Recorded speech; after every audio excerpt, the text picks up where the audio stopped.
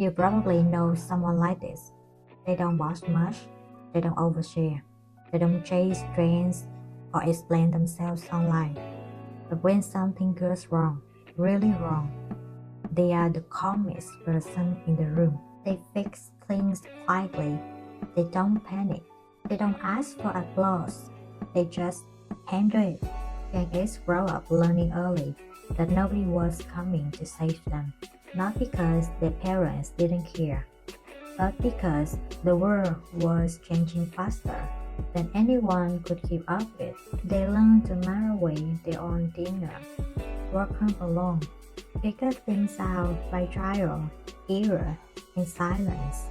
So if you ever wonder why Gen X seems emotionally reserved but strangely unshakable, why they joke through stress, distrust extremes, and roll their eyes at both optimism and despair, this isn't emotional coldness, it's adaptation. And once you understand what shaped them, you start to see something deeper than toughness. You see a generation built on quiet endurance. Gen X was born into transition. They are the bridge between analog and digital, between strict hierarchy and modern flexibility, between because I say so and let's talk about our feelings. And being the bridge is never comfortable. It means carrying weight from both sides. Many Gen Xers grew up as electric kids, not as a trauma badge, but as a reality. Parents work, divorce raised roles, institutions lost authority, trust in systems weakened. So they learn self-reliance not as a personality trait, but as a survival skill. When psychologists talk about autonomy, Gen X didn't read about it.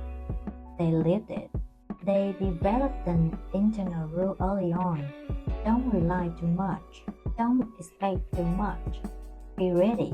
This created a nervous system that is alert but controlled, not hyper-reactive, not naive.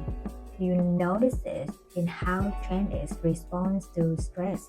When something collapses, millennials often ask why, and Z often asks, what does this mean for my identity? Gen X asks, okay, what's the next move? There's very little trauma in that response. Not because they don't feel, but because they don't trust trauma to be useful. Gen X learned early. The feelings don't always change outcomes. Action does. This is also why Gen X humor is different, dry, sarcastic, dark, but precise. Humor becomes a pressure valve, a way to say, yes, this is absurd, and I'm still standing. Psychologically, humor is a classic adaptive copying mechanism, but for Gen X, it wasn't therapy approved, it was social currency. If you couldn't laugh, you didn't survive the room. Another defining trait, skepticism. Gen X doesn't just make promises. They watch institutions fail. They watch companies downsize loyal workers. They watch optimism get exploited. So when someone says, this will change everything, Gen X quietly asks, for how long? And at whose expense? It doesn't make them pessimistic. It makes them calibrated. They value proof over potential, consistency over charisma. And yet, here's the contradiction. Gen X is deeply loyal. Not loud loyalty, not performative loyalty, the kind that shows up without announcing itself. If you are in trouble, they will help, but they won't pause about it, and they won't remind you later. Attachment research suggests that people who grew up with inconsistent support often develop a self-contained attachment style. They bond deeply but selectively. Gen X doesn't connect fast, but when they do, they stay. Another overlooked aspect in X and emotional containment, they were rarely encouraged to name every feeling. So instead, they learn to manage emotions internally. This sometimes gets misread as emotional distance, but it's closer to emotional discipline. They can sit with discomfort without broadcasting it. They can tolerate ambiguity without collapsing. That's not suppressing, that's capacity. But here's the cost nobody talks about. Gen X often struggles with rest, because rest to them feels unproductive, unsafe, and only after usefulness is proven. Many carry an unconscious belief: if I'm not contributing, I'm expendable. This belief didn't come from nowhere. It came from growing up in systems where work was tied to output. This also explains Gen Z's complicated relationship with control. They don't need to control everything, but they need to know they could if necessary. They call me chaos because chaos feels familiar. What unsettles them is dependence.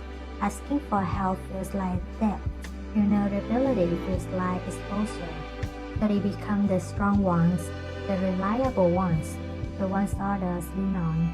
Until one day, they exhausted and don't know how to say it. And it also sits in a unique grief. They were promised stability. They deliver flexibility instead. They expect linear progress. They got disruption.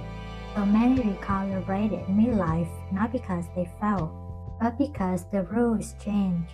And instead of protesting loudly, they adapted again. This constant adaptation builds resilience, but also invisibility. Gen X is often called the forgotten generation, not because they lack impact, but because they don't demand attention. They don't narrate their struggle, they just keep going. But beneath that endurance is something quietly profound. Gen X understands limits. They know you can't optimize everything. They know balance is situational, not aesthetic. They know survival sometimes looks unglamorous. And that wisdom didn't come from theory. It came from living through enough cycles to know what exactly matters. Gen X doesn't sparkle loudly. They don't burn bright and fast. They glow steadily, like a lamp left on through the night. They are the people who know how to hold the light when systems fail. Who learned early that strength isn't about visibility, it's about durability. They carry stories they don't often tell, losses they didn't dramatize, adjustments they never got credit for. And maybe that's their quiet power. They don't need to prove resilience, they embody it. So if you see someone who stays calm while others spiral, who judges without bitterness, or doesn't ask to be seen, but somehow always is, you're probably looking at Gen X. Still here, still adapting, still steady, not loud, but lasting. If this resonated, stay with it for a moment. Not everything meaningful needs to be shared immediately. Some insights are meant to settle slowly.